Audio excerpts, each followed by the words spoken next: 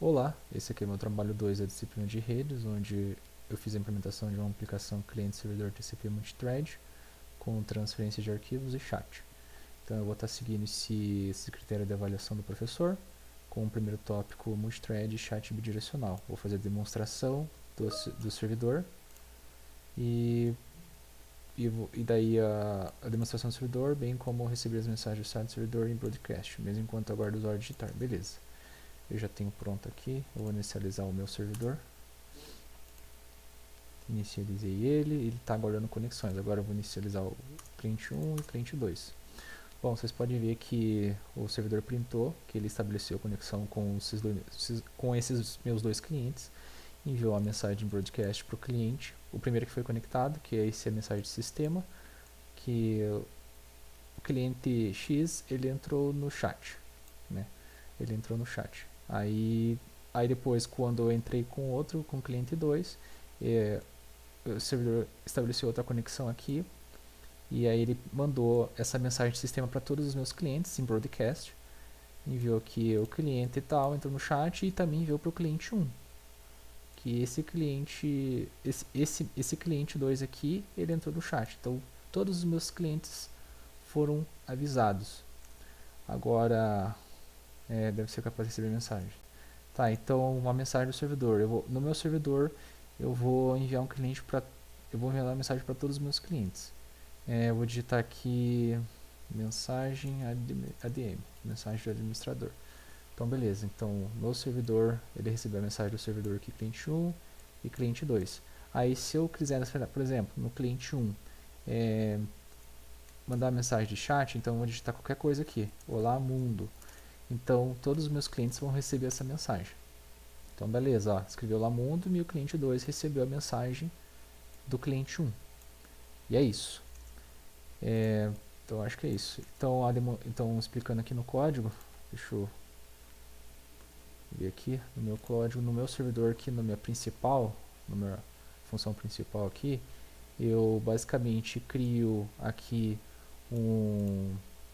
uma thread para o administrador e passo essa função para ele executar em background. Então nessa função aqui ele inicializa aqui ele e fica num loop infinito aqui e esperando o servidor digitar alguma coisa para enviar uma mensagem de broadcast para todos os meus clientes passando o tipo de mensagem MSG chat lá do meu script auxiliar, bem como depois de adicionar o meu thread do administrador no loop principal no loop principal do servidor, ele fica aceitando conexões dos meus clientes. Então ele cria, toda vez que um cliente se conecta, ele cria uma thread para ele e executa essa função e ela fica rodando em background até o cliente sair dessa conexão, fechar essa conexão. Então é isso. Agora aqui o tópico 2, protocolo frame de arquivos grandes. Então tá, eu vou fazer a demonstração de transferência de um arquivo grande. Então vou aqui de novo. Opa, estou digitando aqui. Vou pegar do cliente 2, né? Então eu vou digitar a opção 2, que é de baixar arquivo. Vou digitar o nome do arquivo. O arquivo ele está nesse diretóriozinho aqui. Vou pegar arquivo grande, large.bin. Então beleza, ó. Ele baixou o arquivo e o arquivo large.bin agora ele está na minha pasta raiz. Então concluído com sucesso.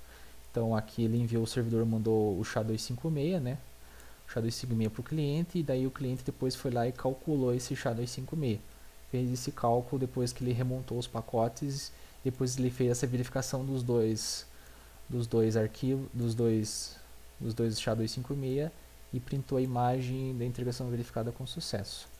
Beleza, agora eu tenho que fazer a explicação técnica com o protocolo, separa, beleza. Então aqui no meu servidor,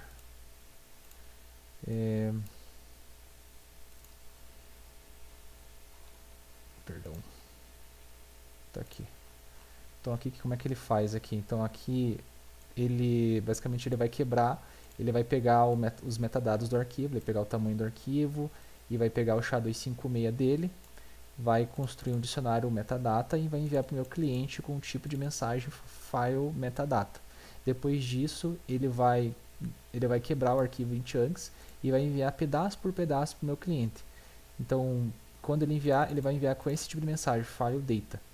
Depois, quando ele enviar todos os pedaços, depois que ele sair desse loop e enviar todos os meus pedaços para o cliente, ele vai enviar uma mensagem para o meu cliente com o tipo fileEng. E lá no meu cliente, eu vou receber o meu file metadata. Vou pegar, por exemplo, o que está vindo do servidor, que é o tamanho do arquivo. Eu vou pegar o SHA-256 que está vindo do servidor.